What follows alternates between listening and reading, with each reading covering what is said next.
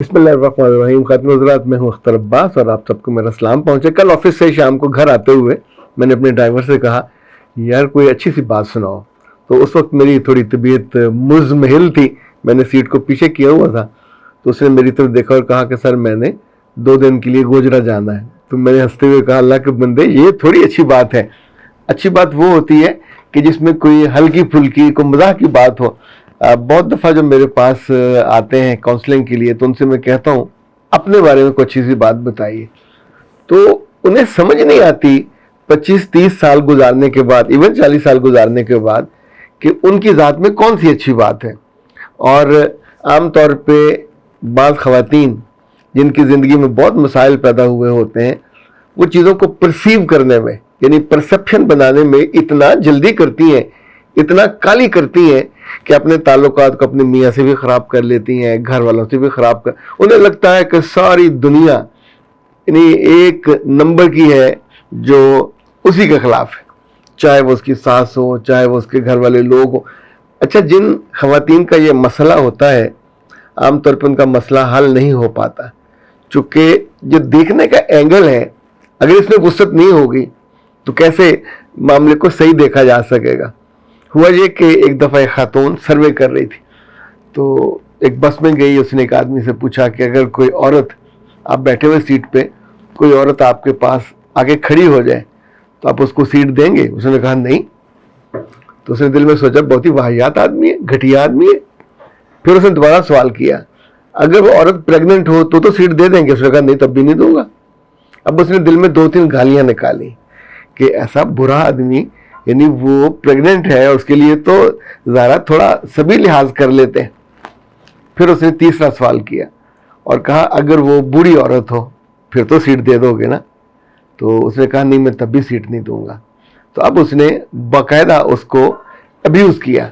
उसने कहा, तुम जैसे लोगों की वजह से दुनिया जहन्नम बनी हुई है, तुम मतलबी, तुम खुद गर्ज, तुम सिर्फ अपने बारे में सोचते हो और तुम्हें ना किसी औरत की इज्जत है, ना किसी बड़ी खातून का, ना किसी प्रेग्नेंट खातून का कोई एहसास ही नहीं है।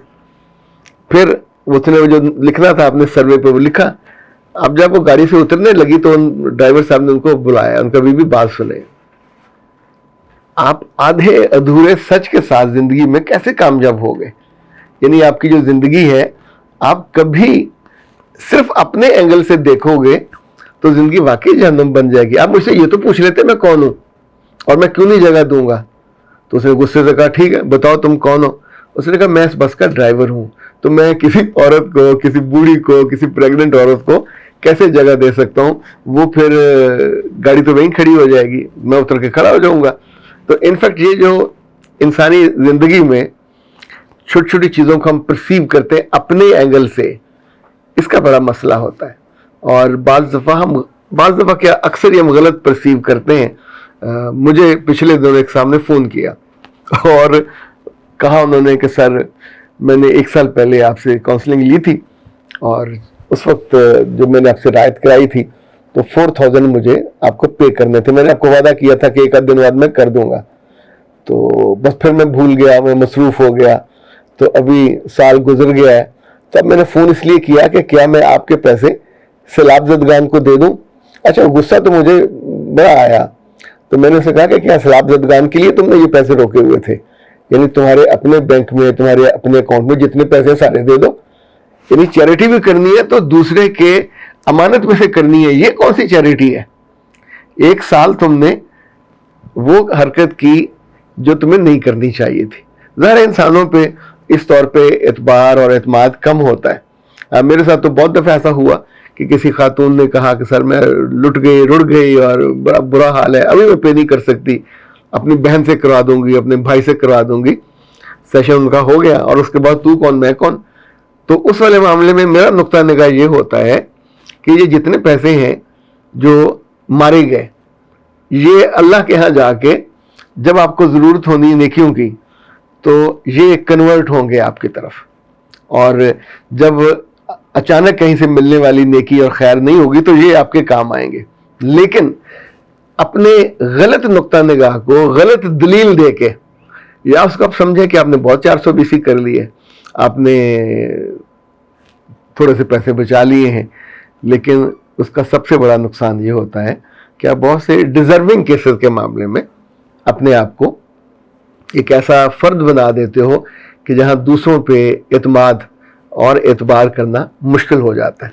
اچھا جناب، مشو کہتی ہیں کہ سر میں ایک ایسے شخص کے ساتھ رہنے پہ مجبور ہوں، کیا باہر پولیس کھڑی ہے، جو نہ تو میرا خرچہ اٹھاتا ہے، نہ مجھ سے ادب و احترام سے بات کرتا ہے. جب میرا خرچہ میرا بھائی اٹھاتا ہے تو میرا شوہر مجھ سے گلہ کیوں کرتا ہے؟ میں اس کی غیر موجودگی میں گھر سنبھالتی ہوں، آپ کو بھی، اور پھر بھی مجھ سے وہ ناخوش ہے. میں کیا کروں؟ میں صبر کی انتہا پہ ہوں اور خلا لینے کا خیال بار بار مجھے تنگ کرتا ہے.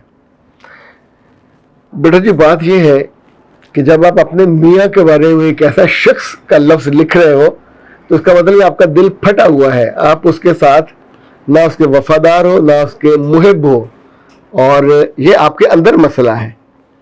لائک میاں کے ساتھ جب آپ آئے ہو تو لاڈ اٹھوانے کا جو پورا پیرامیٹر ہے یہ تب ہوتا ہے جب میاں آپ سے محبت کرنے لگ جائے.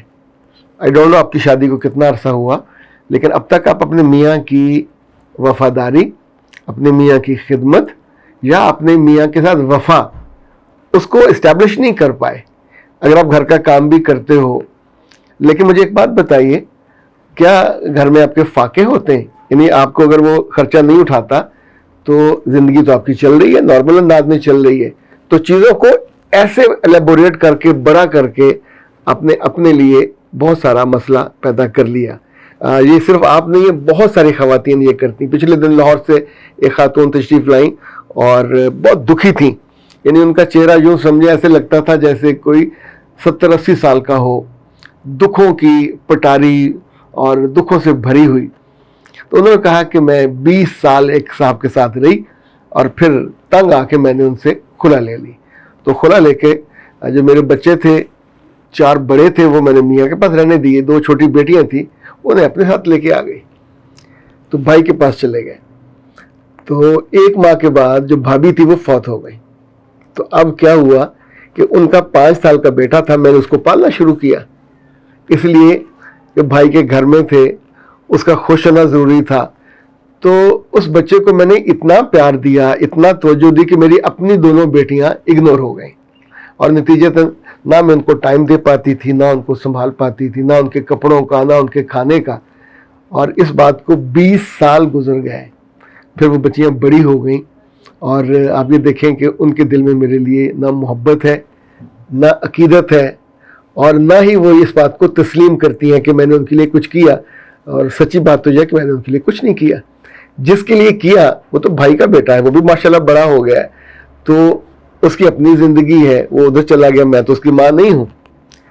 اچھا، یہ جو قیمت آپ نے ادا کی، اپنے میاں کا گھر چھوڑ کے سگے بھائی کے گھر جانا، اچھا اگر بھابھی زندہ ہوتی تو وہ آپ کو کیسے یعنی انگلیوں پہ نچاتی. اور ابھی بھابھی نہیں تھی تو آپ نے بھائی کو خوش کرنے کے لیے آؤٹ آف دی وے جا کے ان کی خدمت بھی کی، اس کے گھر کو سنبھالا بھی. اور اینڈ پہ کیا ہوا کہ بچیاں بڑی ہوئیں تو ان کے دل میں باپ کے لیے بھی نفرت تھی، ماں کے لیے بھی نفرت تھی.